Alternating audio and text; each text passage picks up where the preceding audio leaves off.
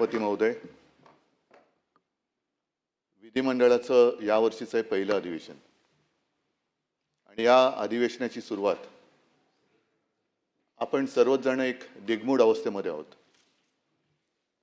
आजपर्यंत नेहमी सभागृहात दिसणारे आपल्याला सर्वांनाच आपले वाटणारे अजितदादा या सभागृहात किंवा या विधिमंडळात आज दिसत नाही, ही खंत आपल्या सगळ्यांच्या मनात आहे।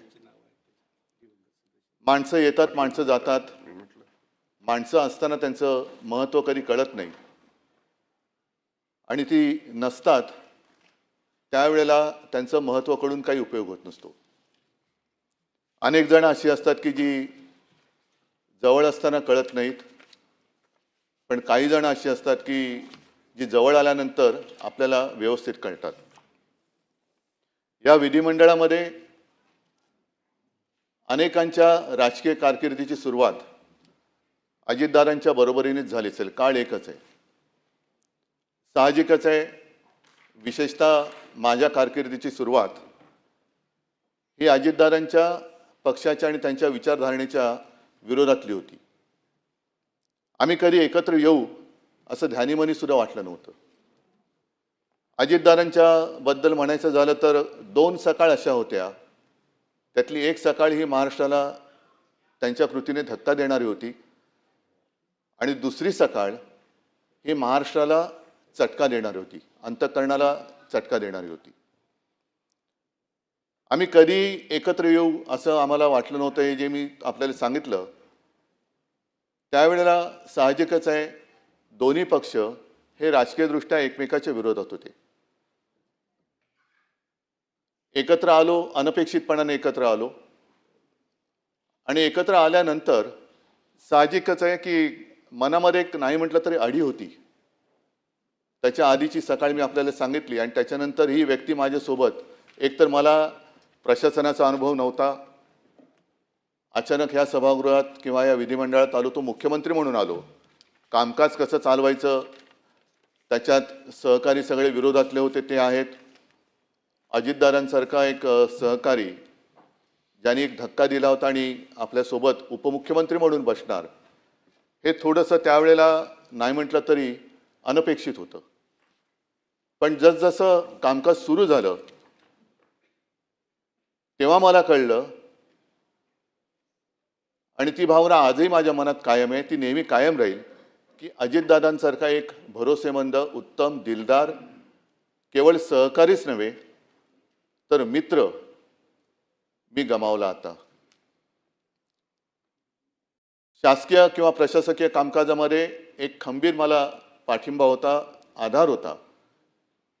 कोणतीही गोष्ट काही एखादी कळली नाही तर अजितदादांबरोबर मी बोलायचो आणि एवढा विषयाचा सखोल अभ्यास करणारा सहकारी किंवा लोकप्रतिनिधी अभावानेच आढळेल आज सुद्धा। त्यांचं वैशिष्ट्य म्हणजे ते 6 वेळा उपमुख्यमंत्री होते हे तर आहेच, पण विशेष म्हणजे एका मोठ्या वृक्षाच्या सावलीतून बाहेर पडून स्वतःची ओळख निर्माण करणं हे फार अवघड असतं। काही जणांना आयुष्यभर वृक्षाच्या सावलीत राहावं लागतं, वृक्षाच्या सावलीचा आधार घ्यावा लागतो, पण काही जण असे असतात की त्या वृक्षाच्या सावलीतून बाहेर पडून स्वतःची एक ओळख निर्माण करतात। त्यातले एक अजितदादा होते। मी 2-3 वेळा मुख्यमंत्री असताना बारामतीत जाण्याचा योग आला, काही ना काही कार्यक्रम होते।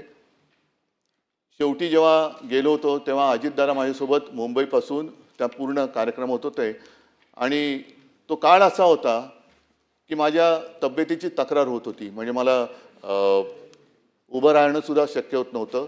तेव्हा अजितदादा मुद्दामून माझ्यासोबत आले होते आणि संपूर्ण रस्त्याने फिरताना मोठ्या उत्साहात बारामतीचा केलेला कायापालट ते मला दाखवत होते। इकडे पहिलं काय होतं, आता मी काय केलं, आणि हे सगळं बघणं हे अचंबित करणारं होतं, कारण बारामतीत त्याआधी मला तसं जाणं काही झालेलं नव्हतं। ते सगळे रस्ते असतील, मोठ्या संस्था असतील, मग विद्यालय असतील, अनेक गोष्टी अजितदादा मला उत्साहाने दाखवत होते की CM साहेब हे एक त्यांचं वैशिष्ट्य, प्रोटोकॉल पाळणं, CM साहेब हे अमुक अमुक इकडे होतं, हे आम्ही असं केलं. आणि तीच बारामती ज्या वेळेला ही दुर्घटना घडली आणि मध्यरात्रीच्या सुमारास मी तिकडे सहकुटुंब गेलो, तेव्हा ती बारामती पोरकी झालेली मला वाटली. निशब्द तर होतीच, मध्यरात्र तर झालेली होतीच, पण त्यावेळेला अशी आनंदाने एक भरलेली बारामती पूर्णपणे पोरकी झालेली मला जाणवली. हे माणसाचं वैशिष्ट्य असतं. अर्थ खातं तर त्यांनी सांभाळलंच, पण जेव्हा लॉकडाऊनमध्ये मंत्रालय बंद होतं आणि जवळपास अर्थचक्र थांबते की काय अशी परिस्थिती होती, त्याही वेळेला या माणसाने कसा काय तो समतोल साधला, कोणती योजना बंद पडू न देता महाराष्ट्राचं अर्थचक्र सुरू ठेवलं. हे फार त्याला एक कसब लागतं, कौशल्य लागतं, जे अजितदादांकडे होतं. कर्जमुक्ती तर आम्ही आधी केलीच होती. ती कर्जमुक्ती पार पाडणं गरजेचं होतं. पैशाचे स्रोत सगळे थांबलेले होते, पण तरी देखील कर्जमुक्ती करून दाखवली. शिवभोजन ही गोरगरिबांसाठी जी योजना आम्ही सुरू केली होती, ती